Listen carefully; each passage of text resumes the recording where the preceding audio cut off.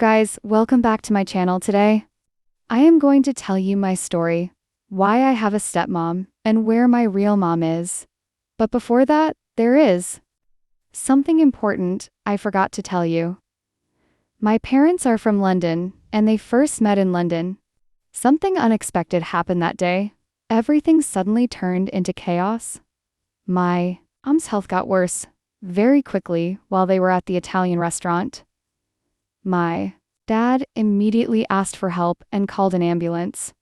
Within moments, everything was rushed and full of panic. They took her to the hospital as fast as they could, but her condition was very serious. Despite all the efforts of the doctors, she did not survive, and that day changed everything forever. I never got the chance to meet my mom. The baby is fine for now. We are doing everything we can to save the patient, but her condition is very serious. Please pray for her recovery and keep her in your thoughts. Now it was time for her operation, and her condition is getting worse and worse. The doctors did everything they could to save her. They worked as hard as possible and never gave up. This was one of the best hospitals in the world. Everyone was hoping for a miracle, but all we could do was wait and pray for good news. This is your baby. You can hold her now, but your wife's condition is still very critical. We are continuing to do everything we can for her. Please stay strong and keep praying for her recovery. Thank you, doctor. My daughter is finally here, but this is not how I imagined this day. Please save my wife. She means everything to me. I don't care what it takes. Just please bring her back to us. I want my daughter to grow up with her mother by her side. Maybe that was the last time my dad and my mom saw each other. I don't know if my mom ever got the chance to hold me in her arms, or if she even saw me before everything. Tina, more than anything in the world, they were always together, and they dreamed of raising me together. But sometimes life does not go the way we plan, and that day changed everything forever. Okay, sorry. I started crying at this moment. I miss my mom so much. Anyway, let's continue the story. After that, my mom's condition got even worse. My dad became very worried and quickly called for a doctor. A few moments later, the doctor rushed into the room. Everyone was hoping that things would get better, but no one knew what was about to happen next. By the time the doctor went into the room, my mom had already passed away. Oh my God, after some time, my dad took me to her grave. And yes, the story does not end here. The biggest twist is still left in this story. Otherwise, it would be incomplete. After this twist, my dad takes me back home. After that, my dad takes me to a nearby hospital for my checkup and asks the doctor what medicines I will need for this child. We wait there for some time until our turn comes. The doctor carefully examines me and then writes down the prescription for the medicines I need. After getting the prescription, my dad goes to buy all the necessary medicines and other things for my care. Once everything is done, he takes me back home and makes sure I am comfortable and resting properly. My dad was very brave and ready to take care of me.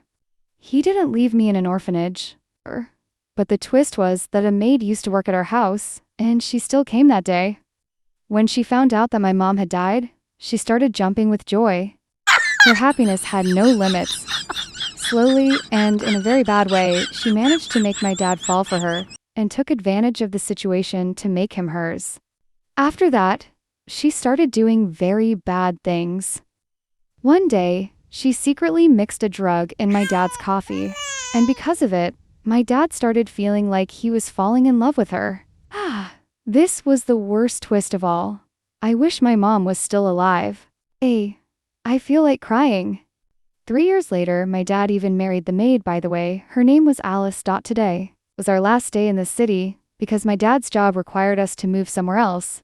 I had a very close friend in London. She was my best friend, and I cared about her so much I didn't want to leave her behind, but there was nothing I could do.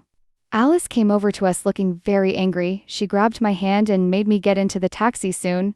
We were on our way. I kept looking out the window, wishing I could stay with my friend a little longer. I didn't want to leave her, but I had no choice. After a long journey, we finally arrived. At our new home, it was small but beautiful and felt very different from the place we had left behind my dad carried. I was very tired and sleepy, so I went straight to my room and fell asleep. Later that night, I woke up and heard that Dad had come home from work. Alice gave him a cup of coffee, and after some time, he became very sleepy and went to bed. I got up to drink some water and quietly walked out of my room. That was when I noticed that Alice had invited another man into the house. They were talking. Secretly and acting very suspiciously, I did not know what was really going on, but something felt wrong. I quickly took out my phone and tried to take a picture because I wanted proof of what I was seeing, but before I could do anything, they noticed me. Alice rushed over, took my phone, and angrily deleted the pictures. She scolded me and told me to go back to my room. I was frightened and confused, so I quietly returned to bed, wondering why Alice was acting so strangely and what secrets she was hiding from my dad, who trusted her complete. Make this girl's hair very short with a hairstyle that looks really bad. You must be thinking what is happening. My hair was so nice, she was jealous of me. I really loved my hair, she said. Let's go shopping. And I got ready, but she took me to a barber and said, let's get your hairstyle done. And she intentionally told them to cut my hair very short, because of which I cried a lot. Then she said it was a mistake. They thought I said this. When I was 10 years old, everything was fine and my hair was beautiful. And yes, now I also used to go to school. One day when I came back from school, the maid, Alice, opened some secret thing while I was still outside. She was talking on the phone when I entered the room. She quickly closed it. When I went inside, I also found that secret place and opened it, and I found a secret diary. There, when I read it in another room, I was completely shocked, and this was the reason behind my mother's death. If we go back a few years to before I was born, something very shocking happened. Alice was already working in our house as a maid. According to the diary, I discovered that I had an older brother who would be a grown-up by now. Before I was born, Alice used to secretly put drugs in my mother's coffee. This could have harmed me too, but somehow I survived while my mother eventually lost her life.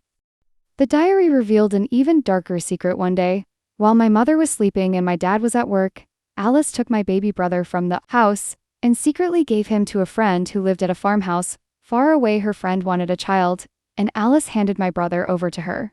Alice could have abandoned him or left him somewhere, but instead, she gave him to her friend who raised him in secret. My parents searched everywhere for my brother and never gave up hope, but he was hidden so well that nobody could find him. After I was born and after my mother's death, my dad was heartbroken and eventually stopped searching, 'cause he had no clues left. Reading these pages made me cry. I could not believe that Alice had taken so much from our family. She took my mother away and stole my brother from us. But now I know the truth and I have made a decision. I am going to spy on Alice, follow her every move, and find out where my brother is, no matter what it takes.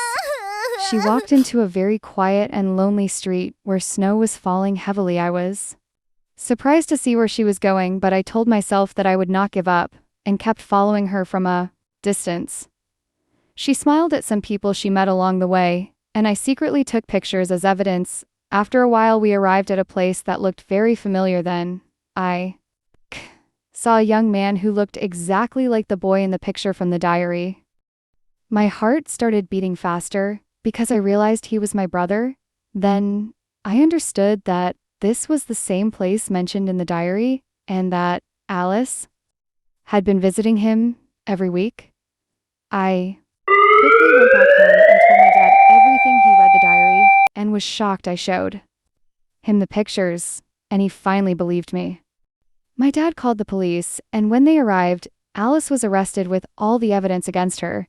She was taken to jail, and after many years, my brother was finally reunited with our family.